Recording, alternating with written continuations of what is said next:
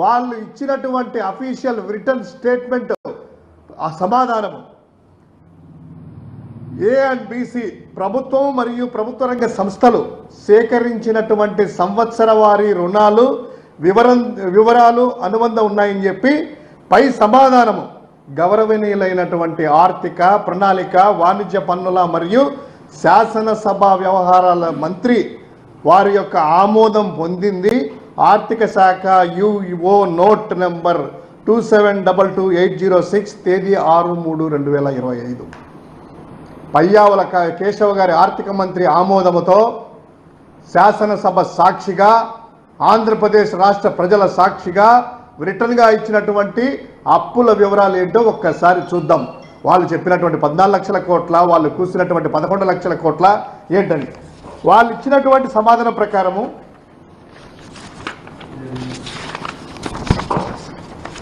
Official లెక్కలు పూర్తిగా ఈ డేటా ప్రకారము పయ్యావుల కేశవ గారి ఆమోదంతో ఇచ్చినటువంటి ప్రభుత్వం యుఓ నోటు ప్రకారము మొత్తం ఇప్పటి వరకు అంటే కంప్లీట్గా ఈ యొక్క రాష్ట్ర అప్పులు మార్చి 2024 వరకు అయితే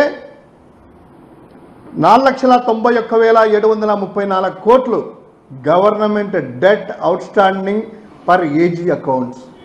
తర్వాత ప్రభుత్వ రంగం యొక్క సంస్థలు PSUs public sector undertaking unit సంబంధించినటువంటి వారి యొక్క రుణాలు 1,54,791 మొత్తం 5,19,192 యాజ్ ఆఫ్ మార్చ్ 2024 వరకు 24 ఆర్థిక సంవత్సరం ముగిసే నాటికి మొత్తం అంతకుముందు చంద్రబాబు చేసిన జగన్మోహన్ రెడ్డి గారు చేసిన ఈ రాష్ట్రం యొక్క అప్పు ఎంతుందయ్యా అంటే వాళ్ళు చెప్పినటువంటి పూర్తి లెక్కలు తీసుకున్నా కూడా ఇప్పటి వరకు వేసుకున్నా కూడాను మార్చి జూన్ వరకు 2024 జూను అదేవిధంగా డిసెంబర్ 31 వరకే ఇచ్చారు. ఎందుకంటే మిగతా అప్పులు ఇస్తే కనుక వాళ్ళు ఎక్కువ కనిపిస్తాయి కదా.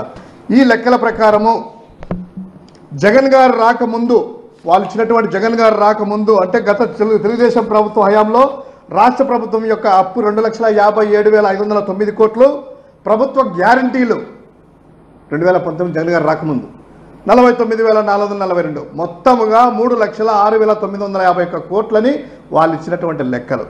అదేవిధంగా వారు తీసేసిన లెక్కల ప్రకారమే ఆ 3,06,951 కోట్లు తీసేస్తే 3,70,898 కోట్ల రూపాయలు జగన్ గారి హయాంలో చేశారు. ఎంత? 3,70,898. 2 సంవత్సరాలు కోవిడ్ ఉన్నప్పటికీ మొత్తము నవరత్నాల అమలు చేసినప్పటికీ ఆర్థిక క్రమశిక్షణ పాటించడం ద్వారా వాళ్ళ లెక్కల ప్రకారము జగన్ గారి హయాంలో మొత్తం 3,70,898 కోట్ల రూపాయలు మాత్రమే. ఏది నేను చెప్పినటువంటి అన్ని సర్కమ్స్టెన్సెస్లో నవరత్నాల అమలు, డైరెక్ట్ బెనిఫిషరీస్ డీబీటీ ద్వారా నాన్ డీబీటీ ద్వారా చేసినటువంటి పథకాలే కాకుండా 2 సంవత్సరాలు కోవిడ్ ద్వారా అల్లకల్లోలమైనటువంటి ఆర్థిక వ్యవస్థను నిలదొక్కుని క్రమశిక్షణను పాటించి చేసినటువంటి అప్పు అని వాళ్ళ నోట్లో నుంచే వారి చేతి వ్రాతల ద్వారా ఇచ్చినటువంటిది. సో అది కాకుండా ఇందులో గమ్మత్తు ఏంటంటే ఇంకోటి కొంచెం ఈ అప్పులు కూడా తగ్గుతాయి. ఎందుకంటే వాళ్ళు ఇచ్చినటువంటిది 2018-19 వరకు ఆర్థిక సంవత్సరం అంతా ఇచ్చారు. ఆ 2 నెలల్లో నెట్టలేదు. ఈరోజు ఈ యొక్క లేటెస్ట్ లెక్కలు తీసుకున్నట్లయితే ఇప్పటి వరకు వాళ్ళు ఇచ్చింది ఎంతవరకు 31 డిసెంబరే అంట. అంటే 2025 జనవరి, 2025 ఫిబ్రవరి, ఇప్పుడు మార్చి రన్నింగ్ అవుతుంది కదా.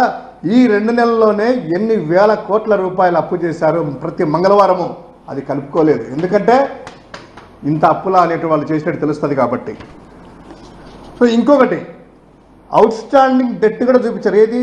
పిఎస్యూస్ చేసినటువంటిది ప్రభుత్వం గ్యారంటీ ఇవ్వకుండా. ప్రభుత్వ గ్యారంటీ ఇచ్చినట్టు ఏమో 1,53,424 కోట్ల రూపాయలు పెడితే ప్రభుత్వ గ్యారంటీ లేకుండా అంటే పిఎస్యూస్ తమ యొక్క వారి అవసరాల కోసము వాళ్ళు చేసినటువంటి అప్పులు కూడాను ప్రభుత్వంలో చూపించారు. ఎంత చూపించారు? 90,019 కోట్లు. అది కన్సాలిడేట్గా చూపించారు. చంద్రబాబు హయాంలోనే విద్యుత్ బకాయిలు అయితేనేమి, విద్యుత్ సంబంధించినటువంటి ఇవన్నీ కూడా దాదాపు 60,000 కోట్ల రూపాయలు చంద్రబాబు గారి హయాంలో ఈ యొక్క PSUs విచ్చలవిడిగా చేసినట్టు అప్పులు అవి కూడాను వివరాలు ఇవ్వకుండా కింద కన్సాలిడేట్గా 91,252 కోట్ల రూపాయలను ఇచ్చారు. ఇప్పుడు ఒక్కసారి ఆంధ్రప్రదేశ్ ప్రజల ఆలోచన చేయాల్సినటువంటి అవసరం ఉంది. అదేవిధంగా ఈరోజు ఇన్ని అబద్ధాలు ఆడి ఇంత కారుకూతలు కూసినటువంటి ఎల్లో మీడియా దగ్గర నుంచి ప్రభుత్వ అధినేతగా ఉన్నటువంటి చంద్రబాబు నాయుడు గారు, ఉప ముఖ్యమంత్రి పవన్ కళ్యాణ్ గారు, లోకేష్ గారు, పురంధరేశ్వరి గారు బహిరంగంగా రాష్ట్ర ప్రజలకి వైఎస్ జగన్మోహన్ రెడ్డి గారికి క్షమాపణలు చెప్పాలి. మా ఓట్ల కోసం మేము అబద్ధాలు ఆడాము, మా యొక్క సూపర్ 6 ఎగ్గొట్టడానికి రాష్ట్రం ఇంత అప్పుల్లో ఉందని అబద్ధాలు కూశాము. కానీ రిటర్న్గా లిఖితపూర్వకంగా రాజ్యాంగ సంస్థలన్నీ కూడా మానిటర్ చేస్తాయి కాబట్టి ఏదో ఎన్నికల సభల్లో బయట మేము కూశాము, ఇక్కడ మేము అలా రాయడానికి అలా చెప్పడానికి అవకాశం లేదు కాబట్టి నిజాలు పబ్లిక్ డొమైన్లో వైఎస్ఆర్సీపీ ఎమ్మెల్యేలు అడిగినటువంటి లిఖితపూర్వకమైనటువంటి ప్రశ్నకి లిఖితపూర్వకంగా మా ఆర్థిక మంత్రి ఇచ్చారు, మమ్మల్ని క్షమించండి, మేము అబద్ధాలు ఆడాము అని చంద్రబాబు నాయుడు గారు, పవన్ కళ్యాణ్ గారు, పురంధరేశ్వరి, లోకేష్ గారు ఈ యొక్క రాష్ట్ర ప్రజలకి జగన్మోహన్ రెడ్డి గారికి క్షమాపణలు చెప్పాలి. ఇప్పటికైనా కూడాను మబ్బులు తొలగిపోయాయి, మీరు చిమ్మినటువంటి చీకట్లు చల్లా చెదురయ్యాయి, వెలుతురు అనేటువంటిది ఎప్పటికైనా కూడా ప్రసాదిస్తుంది కాబట్టి ఆ వెలుతురు ద్వారా ప్రజలకి ఒక నిజమైనటువంటి అంకెలు కనిపిస్తున్నాయి. మీరు ఆ అబద్ధాలు చూపించేసి సూపర్ 6 హామీలు ఎగ్గొట్టడానికి అవకాశం లేదు. ఖచ్చితంగా ఒక సంవత్సరానికి ఆల్రెడీ ఇప్పటికే తల్లికి వందనం ఎగరగొట్టారు, రైతుకు సంబంధించినటువంటి భరోసా ఎగరగొట్టారు, నిరుద్యోగ భృతి ఎగరగొట్టారు, ఆడబిడ్డ నిధి ఎగరగొట్టారు, చిన్నదైనటువంటి ఆర్టీసీ బస్సులో ఉచిత ప్రయాణం కూడా ఎగరగొట్టారు. అదేవిధంగా బీసీలకు, ఎస్సీలకు, ఎస్టీలకు 50 ఏళ్లకే పెన్షన్ ఇస్తామనేటువంటి అది కూడా ఎగరగొట్టారు. ఇక మీరు తప్పించుకోలేరు.